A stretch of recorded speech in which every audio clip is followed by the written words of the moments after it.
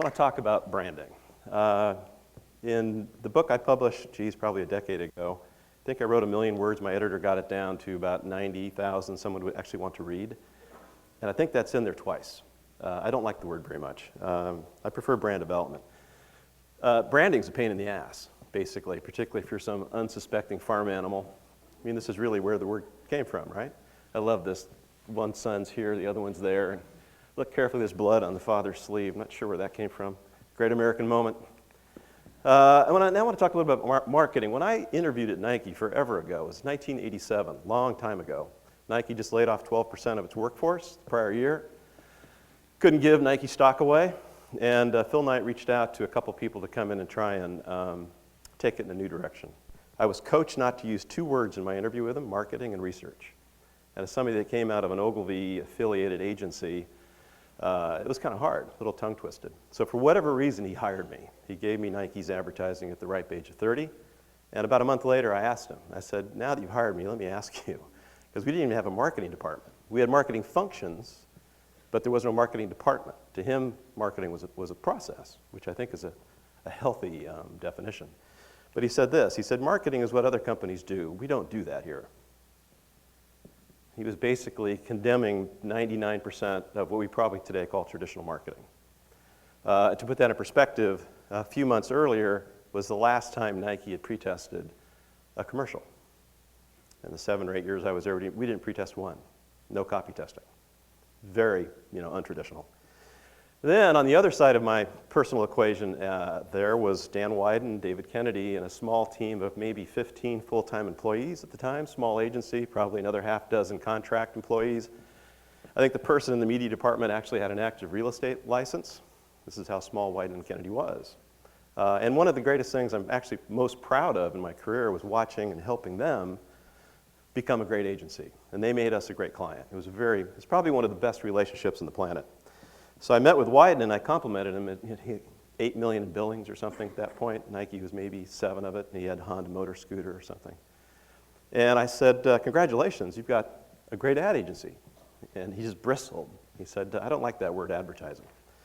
He said, we don't do advertising here. That's what other agencies do. That's butcher paper and grocery store windows. It's the noise on television. We create great fucking communication that builds brands. Typically Wieden, right? So what an opportunity. Avoid traditional marketing and avoid traditional advertising.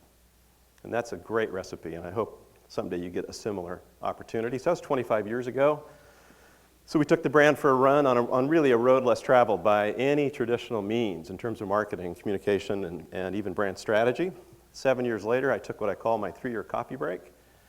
No intention to really work for another corporation. I took some time off after Nike. Wrote the first manuscript, bounced it off 5 CEOs. Howard Schultz was one of them, and I invited each of them to just, hey, call me up, shoot holes in it, let's have a cup of coffee, which he did. The day he got the manuscript, next thing you know, I'm in Seattle having an amazing cup of Sumatra and a French press with Howard. Talked about the book for about 10 minutes, and he turned the tables and said, I need a chief marketing officer. And he's an amazing man. I don't know if you've met him. I'm sure you've heard him speak. He's fantastic. Very hard to say no to him. But to put it in perspective, when I left Nike, the marketing budget was about $800 million. That's everything. That's athlete promos, the Brazil sponsorship, a lot of money. And I think it's actually smaller by comparison. The total marketing budget at Starbucks is $2.4 million. And that was also what attracted me to it, is how to build a brand without the hypodermic needle that is advertising. How do you build a great global brand? Because we had no international stores yet. That came 9 months later. We had just opened our 3rd store in New York City, and we were in the middle of redesigning all the cafes. We launched Frappuccino that summer. We started selling music CDs 6 months later.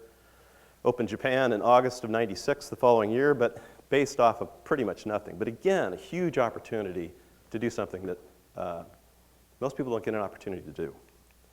So what do these two have in common? What's the shared learning? And does any of that apply today? Well, there's a couple things. Neither of them spent much time advertising features and benefits. And I think we know now today that's kind of a useless thing to do. Most consumers don't believe you anyway. They'll arrive at their own decision. What is it, 12% of consumers believe an ad claim now in the US? Probably 20% in Europe. And the other thing is they both recognized timeless human needs, fundamental emotional needs, is what drove them.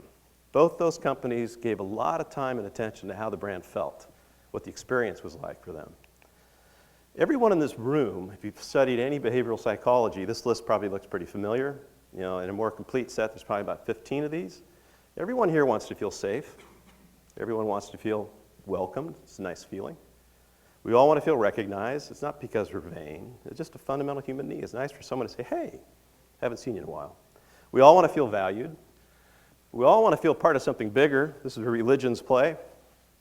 Big brands play there. I mean, Apple sort of had that brand affinity. Starbucks way back in the day had it, where people would walk down the street with the logo pointed out, like, look at this, I'm part of the brand. We all want to feel loved, and if you don't, you belong in therapy. And there's scientific evidence, you know, particularly when a spouse dies, the likelihood of the remaining or the living spouse to have a great life, to live a long life, profoundly influenced by whether they have something or someone to love. And now they're saying if you just take on gardening, plants, you'll live longer. And finally, I don't know how many of you woke up this morning and your first waking thought was, I want to go screw up today. We all want to feel empowered. We want the wind to our back, right? Great brands play with these. They leverage them respectfully. Look at Volvo with safety. And if Just Do It's anything, it's empowerment, right?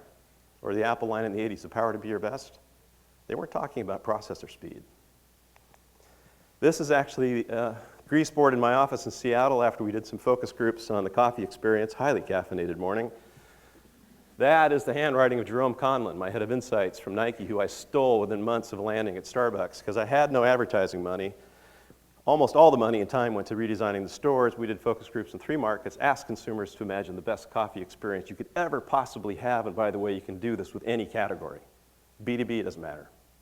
So when what you do is as good as it can possibly be, in fact, it's never been that great, what's it look like? What's it feel like? What's it smell like? What do you touch? So we took these groups through this exercise, and this is just an output of it.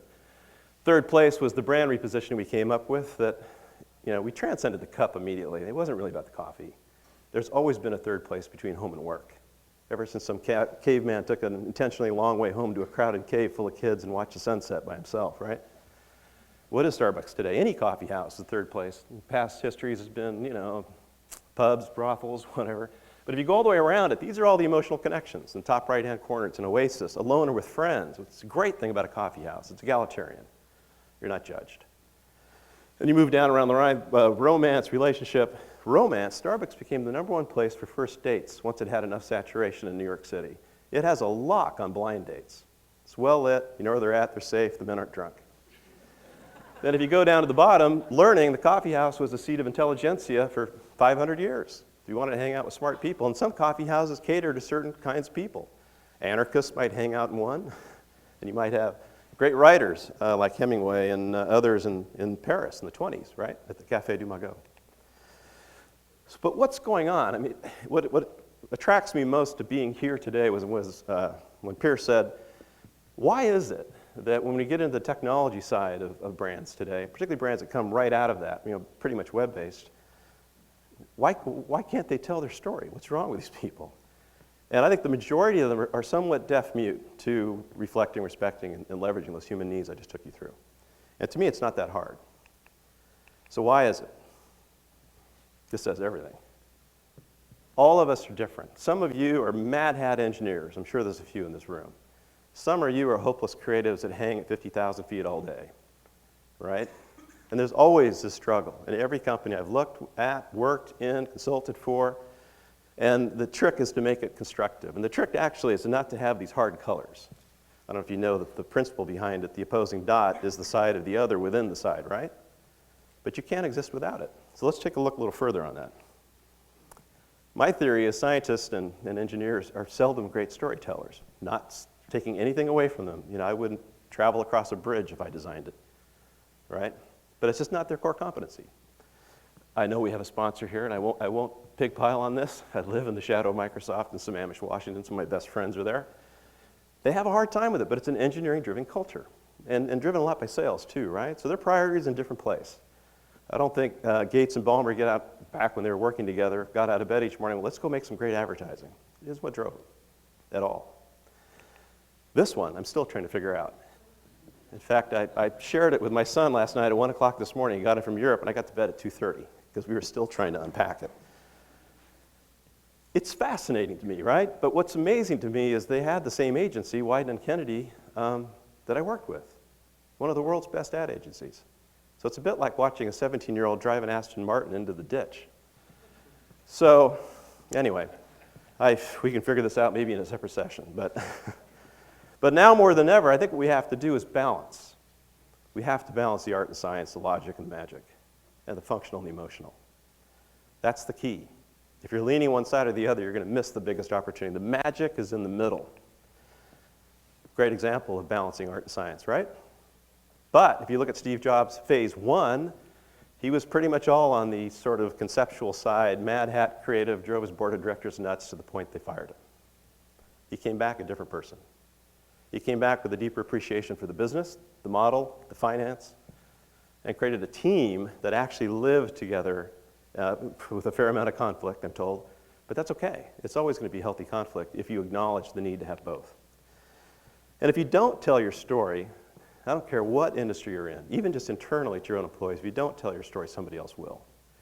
And what amazes me about Facebook, I think that's their first chance to kind of say, this is who we are, right? This is our brand. And every brand, that's an important moment.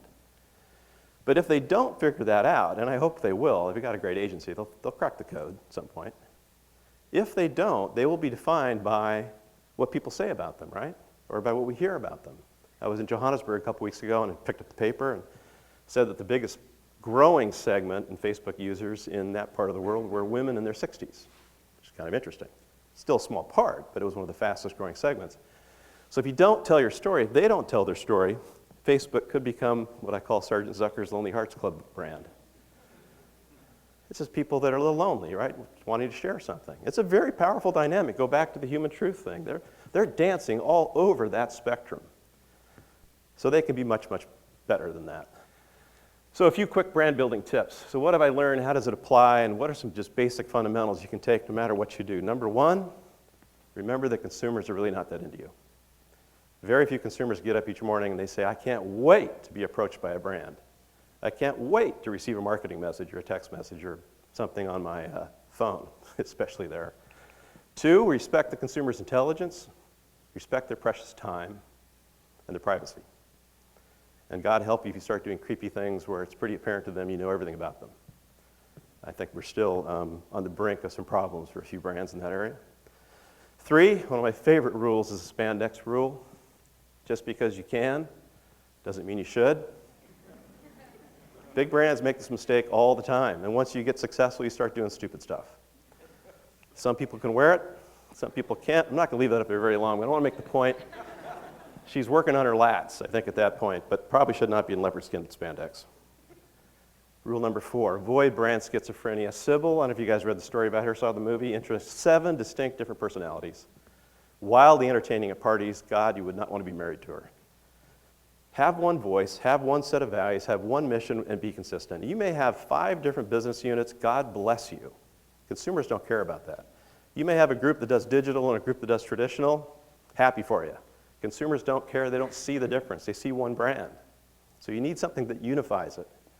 And that's the stuff I love to do. It's not easy. You get what you pay for. There's clients here in this room. I saw the list. There's a lot of agencies here in the list. One of the worst things any client can do is lowball its agency and deny them the opportunity to hire and keep the best people. I doubled Wieden+Kennedy's fee in my first 30 days. I doubled it again 3 months later. They were failing at everything we asked them to do. Nike was on a rocket ride, and we basically tripled the number of product categories. I had 1 part-time account soup, 1 part-time account executive, and I had half of a creative team, Riswald and Susan Hoffman. That was Nike's whole creative team at Wieden. 6, remember that 5% of consumers are crazy, and another 5% will never be happy with anything you do. You can't please them. The consumer's not always right. If they were, let them set your salary. Have fun with that. 7, find art in everything you do, and I think this is something that Nike did well, and something I love about Airbnb, and the big reason I've decided to help them earlier this year is you have 2 of the founders are RISD graduates. For the love of God, how many Silicon Valley companies have 2 designers on the founding team? It's pretty amazing. Even things like this. This is so old Michael has hair if you look carefully. It was a great poster, great concept, wings, and I asked my writer in my department, I said, it needs something else, and she went away for the weekend, and she found this thing from Blake, no bird soars too high if he soars with his own wings. Just took it up another notch, right? And great artists do that. They may drive you crazy too. They never stop creating until they either die or they go broke. But at some point, you can always plus the board, so to speak, make it a little bit better. 8, it's not about online or offline, it's about the brand experience, and it's about the big ideas. That's the thing. It's the big ideas, and how you execute, it doesn't matter. I mean, just find the big ideas first. And great advice, credit my wife 10 years ago. This was her advice to me. I think women are so much smarter than we are in so many different things. This is one of them. Be fully present in the moments that matter most, particularly to those that matter most. What's that mean? You know, some of the moments are big, some of them are small. We mostly miss them all. Sorry to sound like Dr. Seuss, but moments are happening. It's like the weekend that your kids are together for the last time before one of them goes off to college. Personally, that's my son and my daughter. I miss that moment. I'm taking the picture and I asked my daughter, I said, where are your friends? You know, they're usually with us at the cabin. She goes, Dad, I want him for myself. So there's really big personal moments that happen all the time around us. So how present are we? Not just with our family, but our peers, your customers. Customers have big moments too. And sometimes it's great just to acknowledge the little moments.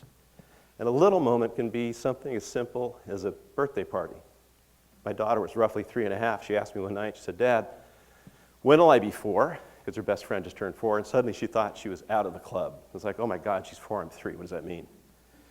So I'm putting her to bed, and I said, well, you know, Christmas will come, and winter, maybe some snow. Her birthday's in February. And I realized I was making no sense. She can't count. It was kind of one of those tough conversations. So I told my wife about it. She said, you know, she'll be 4, she'll be 3.5 next weekend.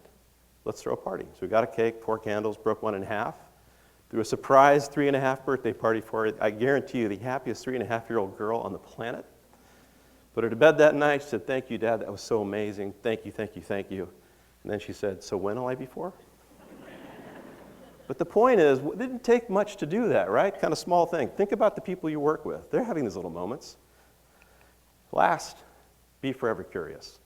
Great brands are this way. They pay attention. And as marketing people, this is fundamental. I love the line that Wieden often uses. Dan says, all he asks of his employees is every morning, show up stupid. Be willing to learn. Thank you guys very much.